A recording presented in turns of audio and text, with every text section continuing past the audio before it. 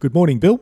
Hello, Mark. Good morning to you. Welcome to a very miserable, dreary Ocean Grove this morning. Well, it is. I drove past the main beach before on my way here, and it was a very choppy, high tide, and one soul out there in the surf. Yeah, it's a bit off. But anyway, so today we're flipping the interview process around. So you interviewed me a few weeks, and now it's your turn, and this will probably be our last chit-chat with somebody for the year, and then we'll do another podcast as a wrap-up for everything we've learned, but we'll talk about that later.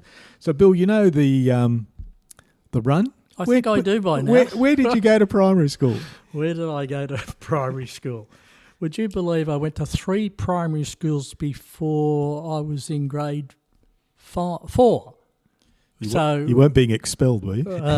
Probably in those days. No, I started off in Yarrawonga. My father owned a pub in Yarrawonga, and my 3 elder sisters were all off in boarding school in Melbourne. So in very quick succession, I went to, I can't even remember the name of the schools, the local Catholic primary schools in Yarrawonga, then to Cobram. And in 1953, we moved to Geelong, and I ended up at St Mary's Primary School, just near the jail. And then in grade 4, I went to St Joseph as a boarder in grade 4, because in those days St Joseph's was a boarding school, and they did have from 4 right through, and that's no longer the case, of course. So did you stay there all the way through? No, in year 10 I went to Melbourne. Oh, okay. I went to St Kevin's College in Melbourne and finished off my schooling there. So you could say I've been around a bit. So while you were at school, what were you looking forward to doing? What was your aspirations career-wise? Playing sport.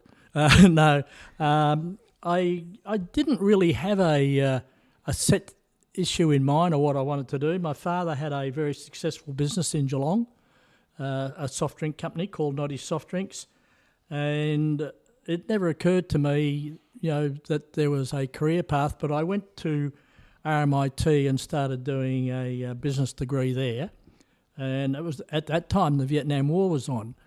And I had been offered an internship in the UK in an engineering business, and I wasn't allowed to leave Australia because you couldn't get a passport until your marble came out of the barrel, and if your birth date came out, well, you were off to Vietnam. Anyway, mine didn't, and I did 1 year at RMIT and then took off to the UK. That's good. Yeah. And just going back slightly, how did your dad go from a pub at Yarrawonga to a soft drink company? Well, would you believe we really don't know? But when the war broke out, the Second World War, he was actually had packed up his house and he was off to New Zealand because he was an inventor, and he was big in radio in those days, and he's also exploring for minerals, and as well as making batteries, and all his raw materials came from Germany. So the day war broke out, that was the end of him. He was finished, and somebody lent him some money, a good friend of his, and he went up to Yarrawonga and bought the pub, and at the same time was employed by the army to help sort out the munitions factory at Mulwala. And why did he come to Geelong and in soft drinks? We have no idea. Well, is it lost in the history? That's right, it was. So in the UK, your year in the UK? 2.5 years in the UK. The best part of that was on the ship going there, a small ship called the Fair Sky. And that was just 30 days of parties, I think, from memory. And so I got there, and because I had this internship, I went straight to Manchester and worked in a foundry and engineering company that made a bottling machinery for breweries and soft drinks, because my father was a soft drink maker.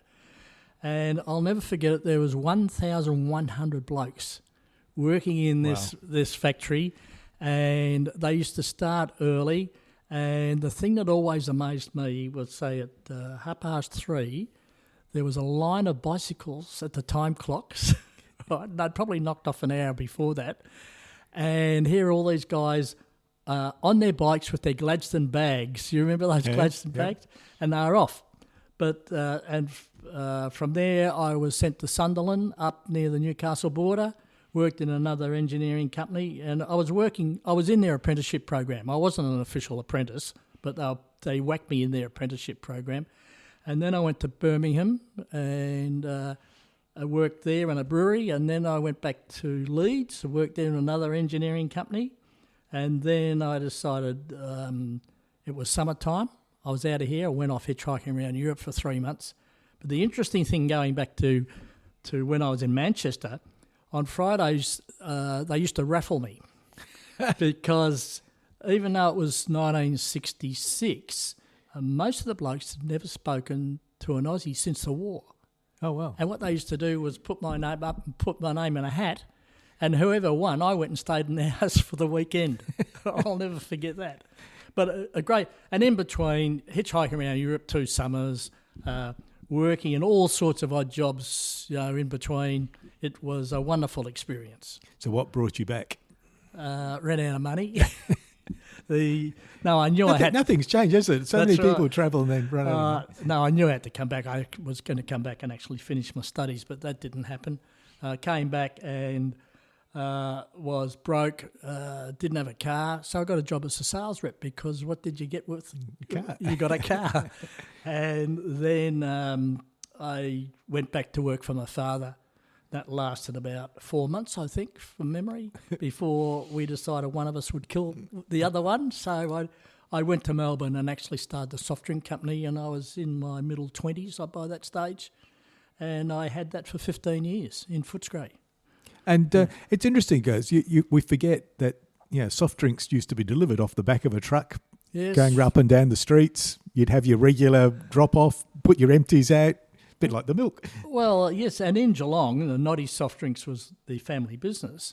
They had this front door sales, which is everybody remembers, but they also had a number of home delivery rounds, and we started these home delivery rounds in Melbourne as well, which was very successful.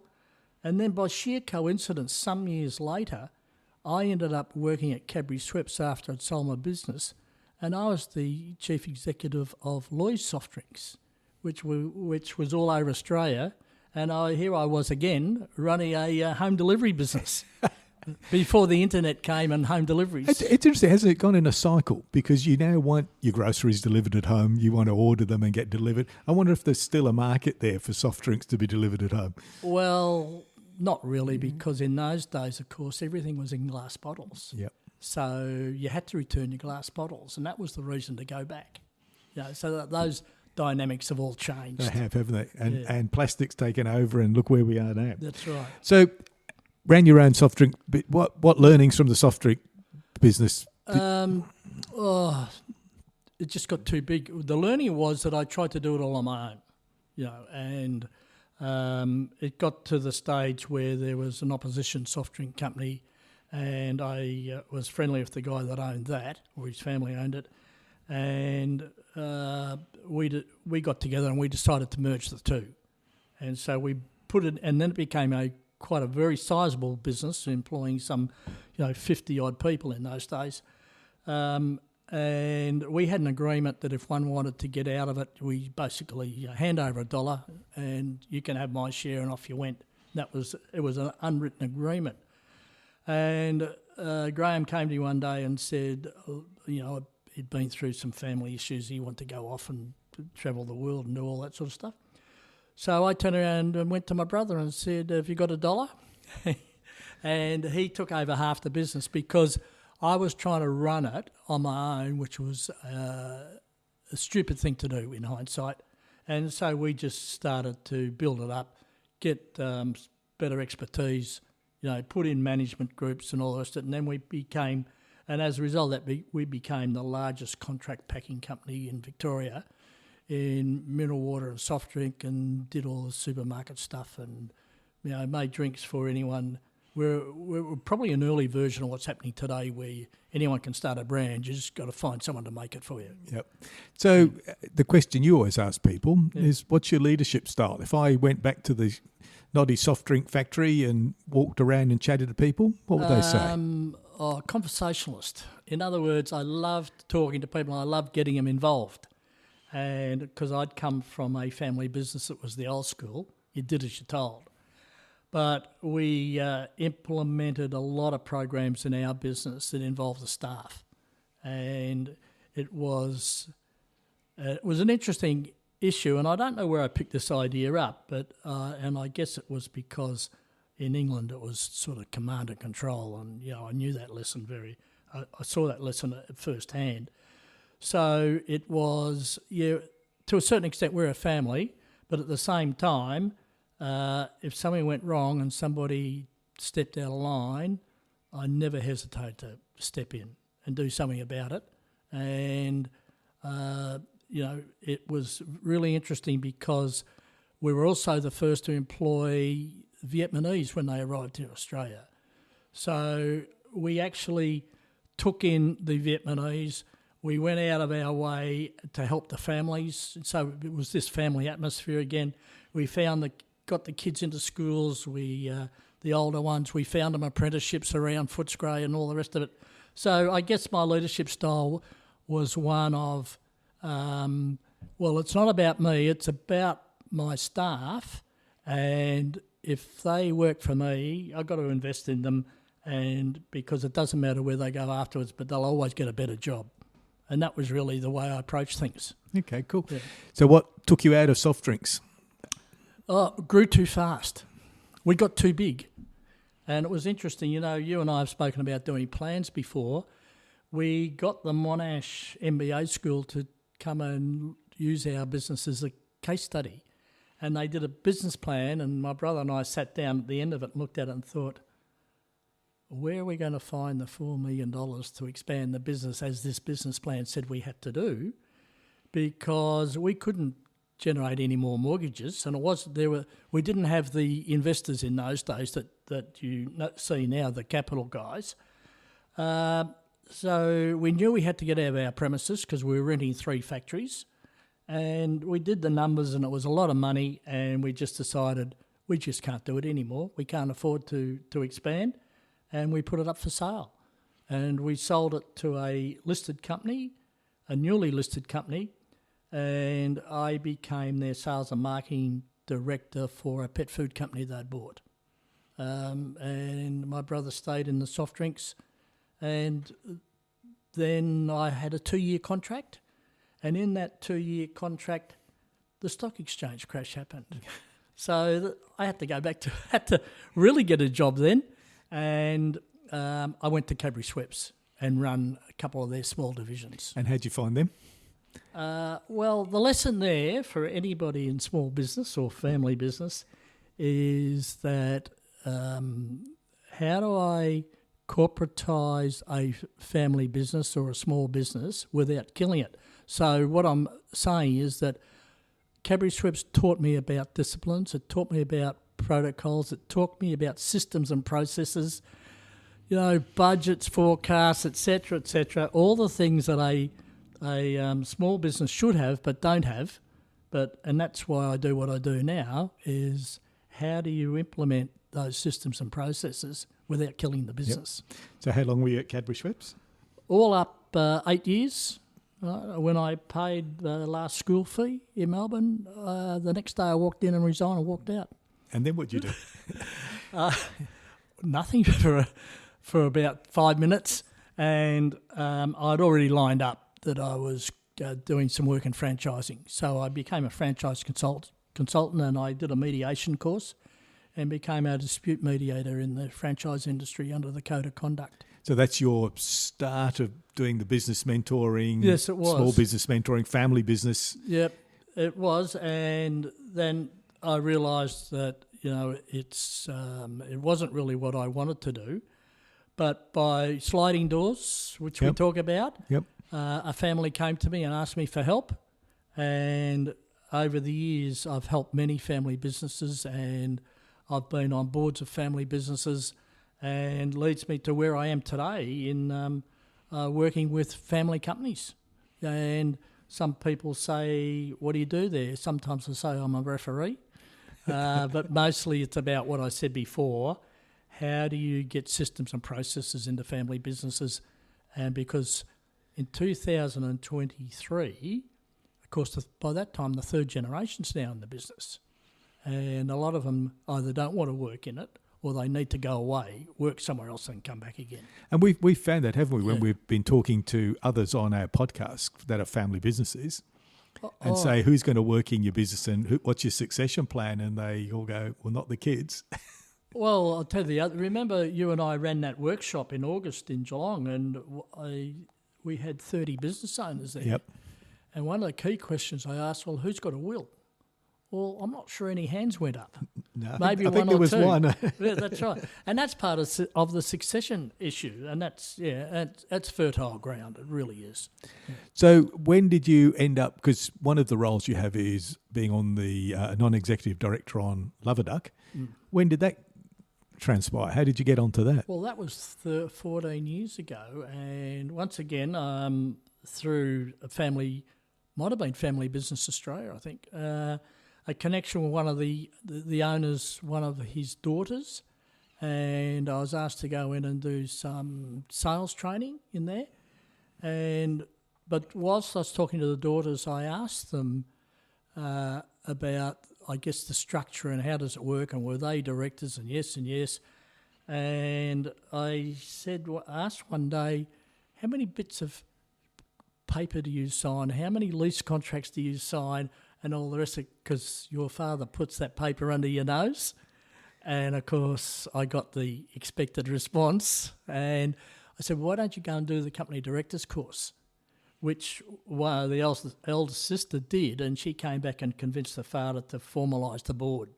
And I was asked to be the first non-family member of that board. That's cool. How that came about. That's very cool. Yeah. And you always speak of Loverduck with great affection. So you've obviously enjoyed your time there. Oh, look, it's been a great business. And once again, it's a bit like I mentioned before, corporatising.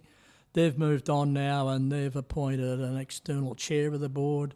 They've got a external CEO of the board. It's 250-odd employees. A fantastic story, isn't it? It's a big, small business. A big small, and predominantly based in Nil. Who would have known? Well, that's where it all started. That's right. No, that's fantastic. Yeah. So what are some of the roles you're playing at the moment? What are you doing, or what are you learning from the businesses you're talking to now? What am I learning? That's the other issue, Mark, is I believe in continuous learning. You know that, and I'm always on the lookout of how can I keep... Because a lot of things in business, I believe, are not new. It's just they're told with a different story. And, for instance, I still refer back to Dale Carnegie's book in the 1930s about winning friends and influencing people, because that's what it's still about.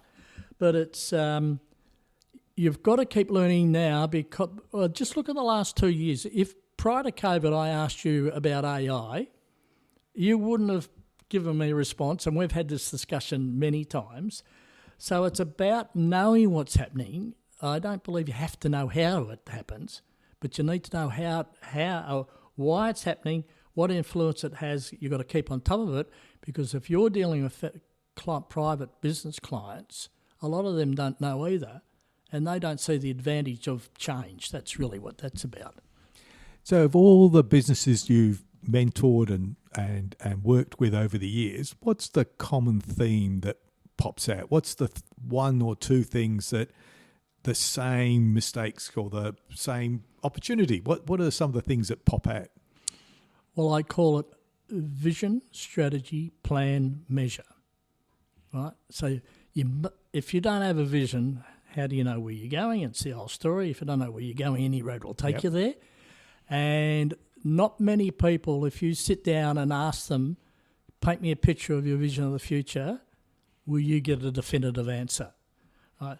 Well, then the other issue, and this is all classic, straight out of the textbook style thing, you got a strategy. Well, you could, the famous, my story is, look, you've got to go from Melbourne to Sydney. How do you get there? You can ride a bike, you can walk, and catch a train, catch a plane. So what's your strategy? How are you going to get to your vision? And then you've got to have a plan. And once again, I used a simple explanation. Would you build a house without a plan? Make a movie without a script? No, you wouldn't do it.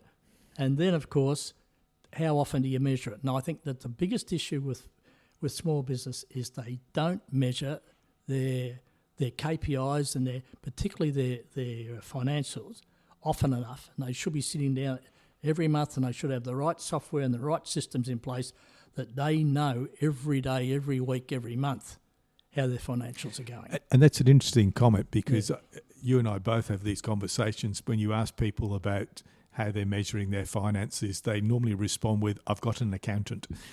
And you go, "Yeah, but what are you looking at? What are the reports you get? And they've sometimes deathly silence." Well, this is where COVID caught most small businesses out, is that they didn't have a handle on cash flow, and then suddenly they've got this free money coming in from the government, and they just thought, well, this will help me pay my way through it.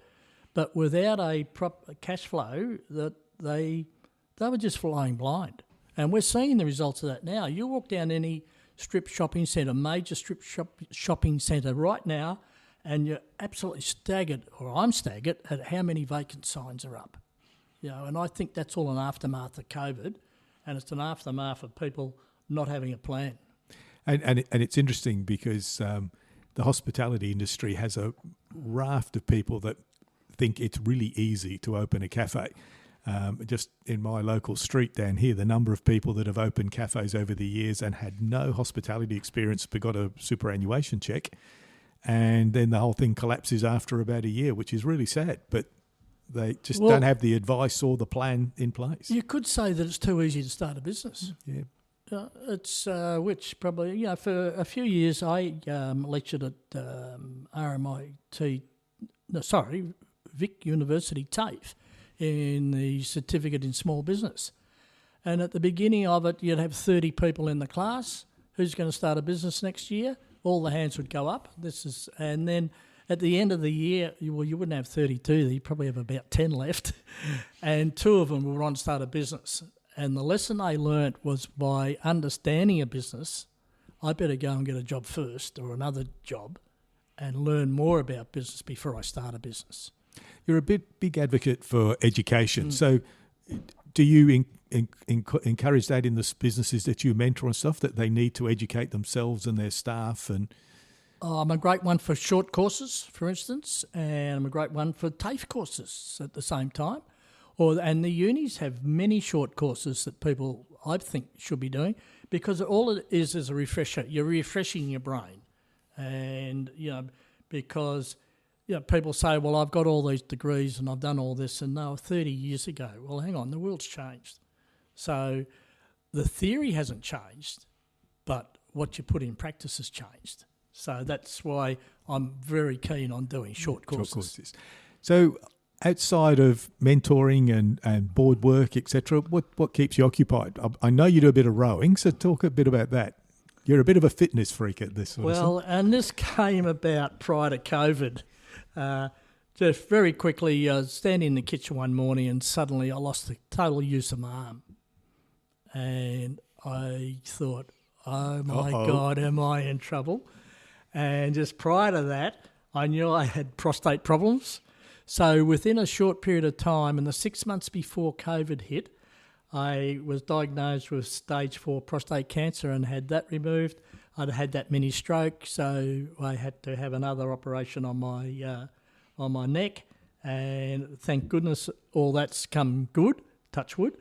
But sitting there in COVID saying, well, this has all happened, I've got to get fit, or fitter. So I hired a rowing machine, put in the garage. Well, it's become an obsession. So walking, gym, rowing machine, that's sort of my fascination now. I'm getting slower though. I've got it in the garage. I've got charts all around the world that go back now to prior COVID, and my times and distances are slowly going backwards. But are you competing online? Have you got online? Competing. Yeah, I'm on a worldwide Concept 2 rowing group, and but it's very disheartening when you see the other results at your age. But I'll just quickly step back. What really got me back into this is in my 50s, a group of us took up triathlons. And I guess because for many years I didn't do anything. I'd come out of school, rowing, football, you name it, I was into it. And for years didn't do a thing. got into the triathlons, and that really was the catalyst to start thinking, well, you've got to look after yourself. Yeah. So, Bill, how do people get in touch with you? Well, I have a website called pointnorthconsulting.com.au. Would love to hear from anybody, and anyone wants to have a chat. I'm pretty good at buying people cups of coffee, and it's all about conversation. So get in touch. Happy to talk to anyone. Thank you, Bill. Great pleasure talking to you. Thank you, Mark.